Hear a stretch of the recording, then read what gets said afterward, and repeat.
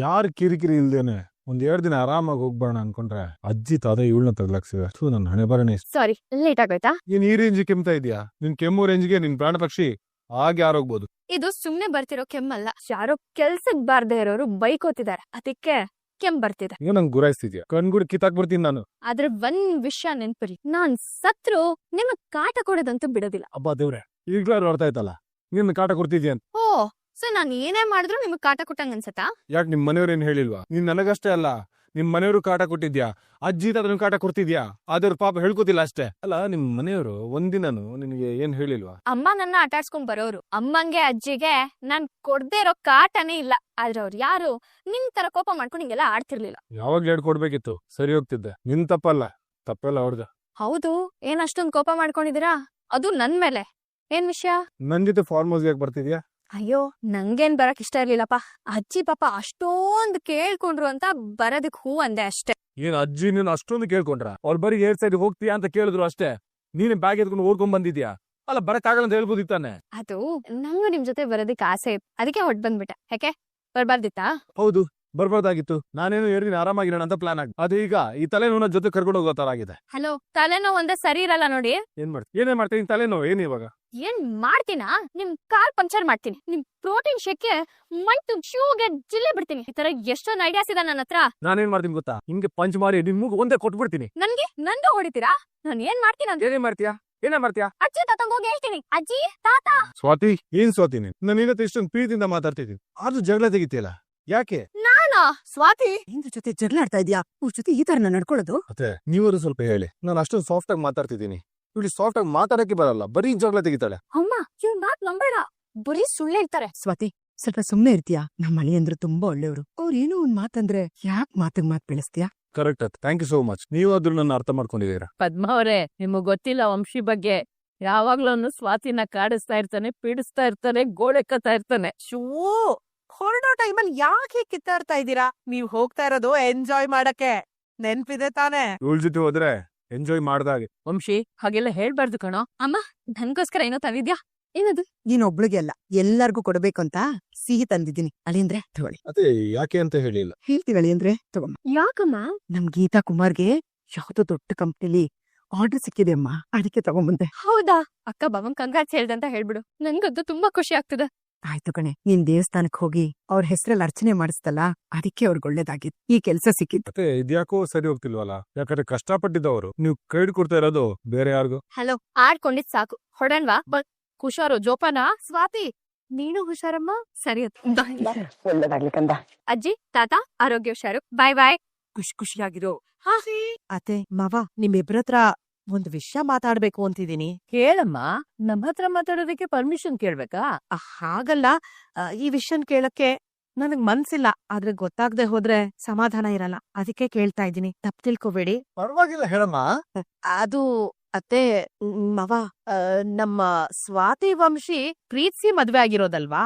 ನಾನೇನ್ ಅನ್ಕೊಂಡೆ ಅಂದ್ರೆ ಅವ್ರು ಸಿಕ್ಕಾಪಟ್ಟೆ ಅನ್ಯೋನ್ಯವಾಗಿರ್ತಾರೆ, ತುಂಬಾ ಚೆನ್ನಾಗಿರ್ತಾರೆ ಅನ್ಕೊಂಡ್ ಇಲ್ಲಿಗ್ ಬಂದೆ. ಇಲ್ ಬಂದ್ ನೋಡಿದ್ರೆ ಅವ್ರಿಬ್ರು ಯಾವಾಗ್ಲೂ ಗುದ್ದಾಡ್ತಾ ಇರ್ತಾರೆ ಅಥವಾ ಜಗಳ ಮಾಡ್ತಿರ್ತಾರೆ. ಅವ್ರಿಬ್ರು ಮಧ್ಯೆ ಏನೋ ಸರಿ ಇಲ್ವೇನೋ ಅಂತ ನನ್ಗ ಅನುಮಾನ. ಹಾಗೆಲ್ಲ ಏನಿಲ್ಲ ದುರ್ಗಾ. ಅದು ಸೀರಿಯಸ್ ಜಗಳ ಅಲ್ಲ, ಅದು ಕೋಳಿ ಜಗಳ ಅಂತಾರಲ್ಲ, ಹಾಗೆ ಅಷ್ಟೇ. ಅದು ಹಾಗಲ್ಲ ಅತ್ತೆ, ಹೊಸದಾಗ್ ಮದ್ವೆ ಆಗಿರೋ ಜೋಡಿ ನಗ್ನಗ್ತಾ ಗಲಗಲ ಅಂತ ಓಡಾಡ್ಕೊಂಡಿರೋ ಬದ್ಲು ಯಾವಾಗ್ಲೂ ಬುಸ್ಬುಸಾ ಅಂತ ಕಿತ್ತಾಡ್ತಾ ಇರ್ತಾರೆ. ಅಂದ್ರೆ ಏನ್ ಅರ್ಥ? ದುರ್ಗಾ, ನೀನ್ ಈ ಮನೆಗ್ ಬಂದ್ ಇನ್ನು 2 ದಿನ ಕೂಡ ಆಗಿದೆ. ಮುಂಚಿ ಸ್ವಾತಿ ವಿಷಯ ನಿನ್ಗಿನ್ನೂ ಗೊತ್ತಿಲ್ಲ. ಅವರಿಬ್ರು ಜಗಳ ಆಡೋದನ್ನು ನೋಡಿದ್ವಿ, ಅವರಿಬ್ರು ಪ್ರೀತಿಯಿಂದ ಇರೋದನ್ನು ನೋಡಿದ್ವಿ, ಒಬ್ರು ಮಾತಿಗೊಬ್ರು ಗೌರವ ಕೊಡೋದನ್ನು ನೋಡಿದ್ವಿ. ಹೌದಮ್ಮ ದುರ್ಗಾ, ಅವ್ರಿಬ್ರು ಮಧ್ಯೆ ಸರಿ ಇಲ್ಲ ಅನ್ಕೊಳ್ಳೋದೇ ತಪ್ಪು. ಪ್ರೀತಿ ಇರೋ ಕಡೆ ಜಗಳ ಇದ್ದೇ ಇರತ್ತೆ, ಅದಿದ್ರೇನೆ ಚಂದ. ನೀವಿಬ್ರು ಇಷ್ಟೆಲ್ಲ ಹೇಳ್ತಾ ಇದ್ದೀರಾ ಅಂದ್ಮೇಲೆ ನಾನು ಒಪ್ಕೊಳ್ಳೇಬೇಕು. ಒಟ್ನಲ್ಲಿ ಅವ್ರಿಬ್ರು ಸುಖವಾಗಿ ಸಂತೋಷವಾಗಿದ್ರೆ ನಂಗಷ್ಟೇ ಸಾಕ್ತ. ಬಂದೆ. ರಾಗಿಣಿ ವಿಷಯ ಏನಾಯ್ತು? ಸಕ್ಸಸ್ ಕಣಮ್ಮ. ಬೆಳಗಿನ ಜಾವದ ಕನ್ಸು ನನ್ ಸಾಗುತ್ತಂತ ನಾ ಹೇಳ್ದೆ ತಾನೆ. ಆಹಾ, ನನ್ನ ಮಗ ಕಣೋ ನೀನು. ನೋಡು, ಸದ್ಯಕ್ಕೆ ರಾಗಿಣಿ ವಿಷಯನ ಪಕ್ಕಕ್ಕಿಡು. ಆಫೀಸ್ ಬಗ್ಗೆ ಜಾಸ್ತಿ ಗಮನ ಹರಿಸು. ನಾವ್ ಬಂದಿರೋ ಕೆಲ್ಸ ಆದಷ್ಟು ಬೇಗ ಮುಗಿಸ್ಬೇಕು. ಹೌದಮ್ಮ, ನಾನು ಕೂಡ ಅದನ್ನ ಯೋಚನೆ ಮಾಡ್ತಾ ಇದ್ದೆ. ಯೋಚನೆ ಮಾಡೋದಲ್ಲ ಕಣೋ. ಸ್ವಾತಿ, ವಂಶಿ ಇಬ್ರು ಫಾರ್ಮ್ ಹೌಸ್ಗೆ ಹೋಗಿದ್ದಾರೆ. ಅಂದ್ರೆ ಆಫೀಸ್ ಕಡೆ ಗಮನ ಅವ್ರು ತುಂಬಾ ಕಮ್ಮಿ ಇರತ್ತೆ. ಇದನ್ನ ಉಪಯೋಗಿಸ್ಕೊಂಡು ನೀನು ನಿನ್ ಕೆಲ್ಸನ ಮುಗಿಸ್ಬೇಕು, ಅರ್ಥ ಆಯ್ತಾ? ಇದೇ ಕರೆಕ್ಟ್ ಆಗಿರೋ ಟೈಮ್. ಆ ಸ್ವಾತಿ ಏನಾದ್ರು ಇದ್ದಿದ್ರೆ ಇಡೀ ದಿನ ನನ್ ಮೇಲೆನೆ ಒಂದ್ ಕಣ್ಣಿಟ್ಟಿದ್ರವಳು. ಏನಾದ್ರೂ ಮಾಡಕ್ಕಾಗುತ್ತಂತ ನೋಡ್ತೀನಮ್ಮ. ವೆದರ್ ಎಷ್ಟ್ ಚೆನ್ನಾಗಿದೆ ಅಲ್ಲ. ಚೆನ್ನಾಗಿದೆ, ಆಕ್ಚುಲಿ ತುಂಬಾ ಚೆನ್ನಾಗಿದೆ. ಈ ವೆದರ್ ಎಂಜಾಯ್ ಮಾಡ್ಬೇಕು ಅಂತಾನೆ ಒಬ್ನೇ ಪ್ಲಾನ್ ಹಾಕಿದ್ದೆ. ಅದು ನನ್ ಜೊತೆ ನೀನು ಬಂದಿದ್ಯಲ್ಲ. ಹಾಗಿದ್ರೆ ಏನರ್ಥ, ನಾನಿದ್ರೆ ನಿಮ್ಗೆ ಎಂಜಾಯ್ ಮಾಡಕ್ಕಾಗಲ್ವಾ? ದೂರ ಬಂದಿದೀವಿ, ಎಲ್ಲರೂ ತರ ಖುಷಿಯಾಗಿರೋದನ್ನ ಕಲೀರಿ. ಯಾವಾಗ ನೋಡ್ರು ಸಿಡಿತಾನೆ ಇರ್ತೀರಲ್ಲ. ಇನ್ನೇನ್ ಮಾಡಕ್ಕಾಗುತ್ತಾ? ನೀನ್ ನನ್ ಜೊತೆಗಿದ್ರೆ ಎಂಜಾಯ್ ಮಾಡ್ಕೊಂಡು ಮನ್ಸೇ ಬರಲ್ಲ. ನಾನು ನಿಮ್ಗೊಂದ್ ಕತೆ ಹೇಳಿದ್ದೆ, ನೆನ್ಪಿದ್ಯಾ? ಯಾವ ಕತೆ? ಆಫೀಸಲ್ಲಿ ಹೇಳಿದ್ನಲ್ಲ, ಅವ್ನಿಗೊಬ್ಬ ತಮ್ಮ ಇದ್ನಂತೆ, ತಮ್ಮಣ್ಣ ಅಂತ. ಅವನು ನಿಂತಾರನೆ ಯಾವಾಗ್ಲೂ ಸಿಡಿತಿದ್ನಂತೆ. ಒಂದಿನ ಅವ್ನ ಹೆಂಡತಿ ಕೋಪ ಬಂದು ಒಂದ್ ದಿವಸ ಏನ್ ಮಾಡಿದ್ಲಂತೆ ಗೊತ್ತಾ? ನನಗೆ ನಿನ್ನ ಇರಿಟೇಷನ್ ತಡ್ಕೊಳಕ್ ಆಗಲ್ಲ. ಇದ್ರಲ್ಲಿ ನಿನ್ ಊರಿನ ಕತೆ ಬೇರೆ. ಆ ತಮ್ಮನ ಹೆಂಡತಿ ಏನ್ ಬೇಕಾದ್ರು ಮಾಡ್ಕೊಳ್ಳಿ, ನನ್ಗೇನು? ನಾನ್ ಹೇಳೋದನ್ ಕೇಳಿ. ಅವಳು ಏನ್ ಮಾಡಿದ್ಲು ಅಂತ ಗೊತ್ತಾದ್ರೆ ಈ ಸಿಡ್ಕೋದನ್ನೇ ಬಿಟ್ಬಿಡ್ತೀರಾ. ನನ್ ಕೇಳಲ್ಲ ಅಂದ್ರು ನೀನ್ ಹೇಳೋದ್ನ ಮಾತ್ರ ಬಿಡಲ್ಲ. ಬೇಗ ಹೇಳಿ ಮುಗ್ಸು. ಈ ತಮ್ಮಣ್ಣನ ಹೆಂಡತಿ ಯಾವ್ದೋ ನಾಟಿ ವೈದ್ಯ ಹೇಳ್ದ ಅಂತ ಎಲ್ಲಿಂದನೋ ಗಿಡ ತಗೊಂಬಂದು ಚೆನ್ನಾಗ್ ಅರ್ದು ಅವನು ಕುಡ್ಸ್ಬಿಟ್ಲಂತೆ. ಪಾಪ ತಮ್ಮಣ್ಣ ಅದನ್ ಕುಡ್ದವನ್ಗೆ ಬಾಯೇ ಬಿದೋಯ್ತು. ಅವ್ನು ಇವಾಗ್ಲೂ ಸರಿಯಾಗಿ ಮಾತಾಡಕ್ಕೆ ಬರಲ್ಲ. ಅವ್ನ್ ಮಾತಾಡಿದ್ರೆ ಈ ಪೈಪ್ ಅಲ್ಲಿ ಗಾಳಿ ಊದಿದ್ರೆ ಸೌಂಡ್ ಬರುತ್ತಲ್ಲ, ಪೀಪ್ ಪೀಪ್ ಅಂತ, ಹಂಗ್ ಕೇಳ್ಸತ್ತೆ. ಅಲ್ಲ, ಇದು ನಿಜವಾದ ಕತೆನಾ ಅಥವಾ the great storyteller Swathi ಇವರ ಕಟ್ಟುಕತೆನಾ? ನನಗ್ಯಾಕೋ ಇದು ಕಟ್ಟುಕತೆನ ಅನ್ನಿಸ್ತಿದೆ. ಇಲ್ಲಪ್ಪ, ನಿಜವಾಗ್ಲೂನೇ ಹೇಳ್ತಿದೀನಿ. ಅದು ಆಗಿರೋ ಕತೆಗಳೇ. ಆದ್ರೆ ವಿಚಿತ್ರ ಅಂದ್ರೆ ಅದೆಲ್ಲ ನಿಮಗ್ ಚೆನ್ನಾಗ್ ಸೂಟ್ ಆಗತ್ತಷ್ಟೆ. ಹಾಗಿದ್ರೆ ಒಂದ್ ಕೆಲ್ಸ ಮಾಡು, ನೀನು ನಿಮ್ದಾಗಿರು, ನಾನು ನಿಮ್ದಾಗಿರಕ್. ಇಲ್ಲಿ ಬೇಜಾನ್ ರೂಮ್ ಇದೆ. ಒಂದ್ ರೂಮಲ್ಲಿ ನೀನಿರು, ಇನ್ನೊಂದ್ ರೂಮಲ್ಲಿ ನಾನು ಇರ್ತೀನಿ. ಏನು?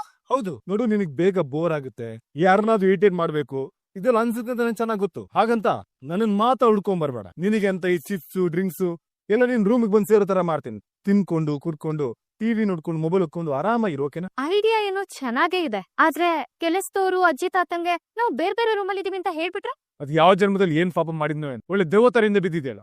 ಮೈ ಮೇಲೆ ದೆವ್ವ ಬಂದವ್ರಂಗಾಡದ್ ನೀವು ಹೇಳದ್ ಮಾತ್ರ ನನ್ಗ. ಹೋಗಿ ಬಿಡಿ, ನೀವ್ ಹೇಳ್ದಂಗೆ ನಾನ್ ಬೇರೆ ರೂಮಲ್ಲಿ ನೀವ್ ಬೇರೆ ರೂಮಲ್ಲೇ ಇರೋಣ. ಆಮೇಲೆ ಯಾರಾದ್ರೂ ಅಜ್ಜಿ ತಾತಂಗಿ ವಿಷಯ ಹೇಳಿ ಅವ್ರಿಗೆ ನಮ್ಮಿಬ್ರದ್ ಮದ್ವೆ ಡ್ರಾಮಾ ಅಂತ ಗೊತ್ತಾಗ್ಲಿ. ನಿಂಗೂ ಅದೇ ತಾನೇ ಬೇಕಾಗಿರೋದು. ನಂಗೇನು, ನಮ್ಮಂತ ಒಳ್ಳೆಯವ್ರಿಗೆ ಕಾಲನೇ ಇಲ್ಲ. ಬೇಕಾ? ಆಯ್ತು ಬಿಡು, ಹಿಂಗ್ ಹೇಳ್ದಾಗೆ ಆಗಿ. ಈ ರೀತಿ ಹೇಳಿ ಹೇಳಿ ನನ್ ಬಾಯಿನ ಮುಚ್ಚಿಸ್ಬಿಟ್ಟಿದ್ಯಾ. ಈ ತರ ಮಾಡಿ ಮುಂದೊಂದ್ ದಿನ ಕತ್ತಿಗ್ ಚೈನ್ ಹಾಕಿ ಹೇಳ್ಕೊಂಡು ಹೋಗ್ಬಿಡ್ತೀವೇನೋ. ರಾತ್ರಿ ಕುಡ್ದಿದ್ ಎಣ್ಣೆ ಇಟ್ಟು ಇನ್ನ ಇಲ್ದಿಲ್ವಾ? ಏನೇನೋ ಹೇಳ್ತೀರಪ್ಪ.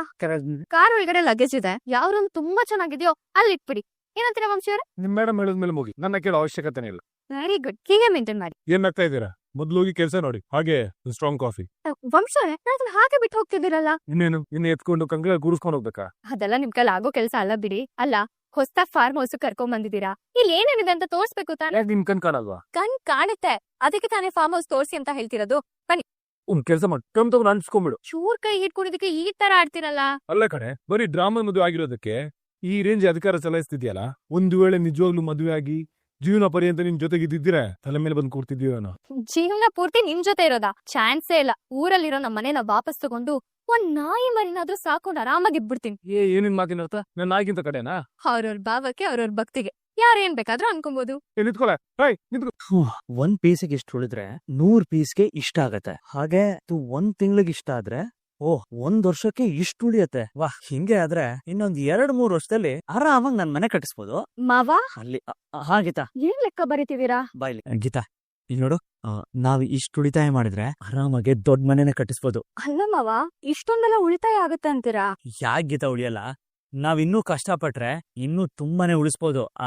ಅಂದಾಗೆ ನಿಂಗೆ ಯಾವ ತರ ಮನೆ ಕಟ್ಬೇಕು ಅಂತ ಈಗ್ಲೇ ಹೇಳ್ಬಿಡು, ಅದೇ ತರ ಕಟ್ಸೋಣ. ಇಷ್ಟ ಬೇಗ ಇಷ್ಟೆಲ್ಲ ಯೋಚನೆಗಳು ಬೇಕಾ ಮಾವ?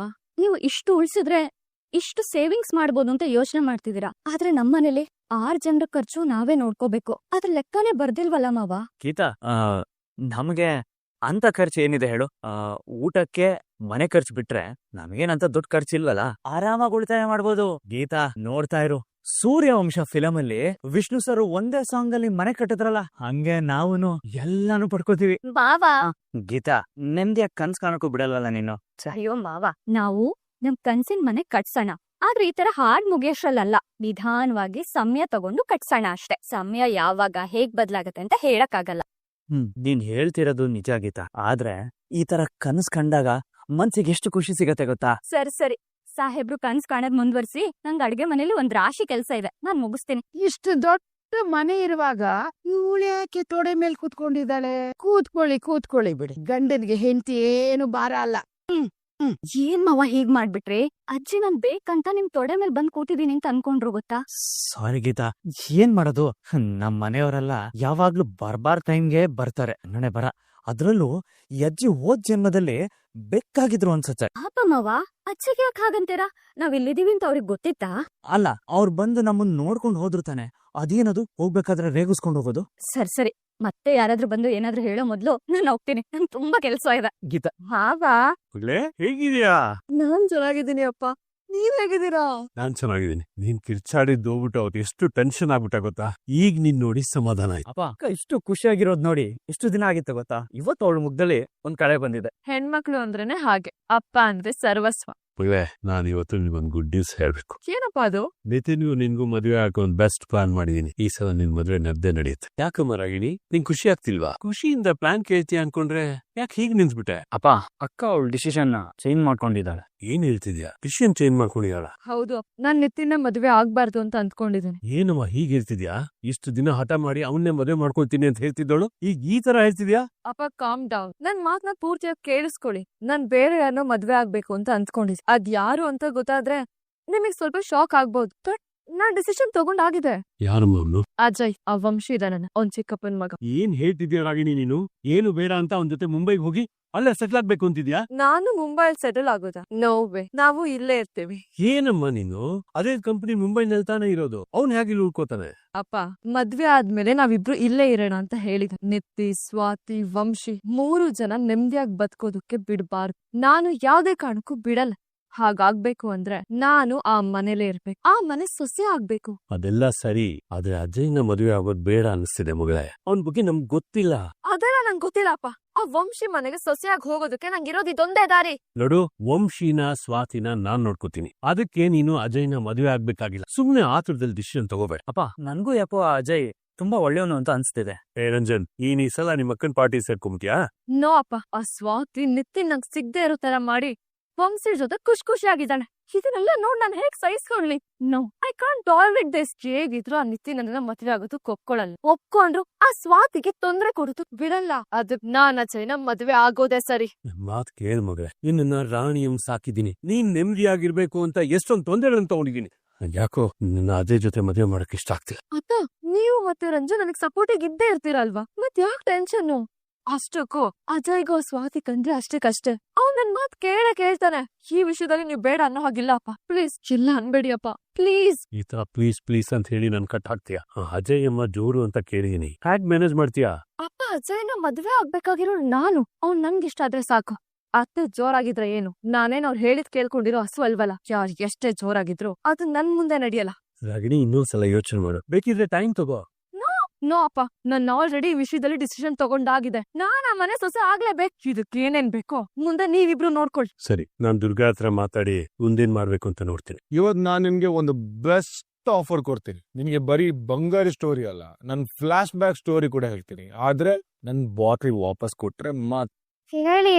ಈಗ ಒಂದು ಹುಡುಗಿ, ಅವಳ ಹೆಸರು ಚಂದ. ಇನ್ನೊಂದು ಹುಡುಗ ಅನ್ನ.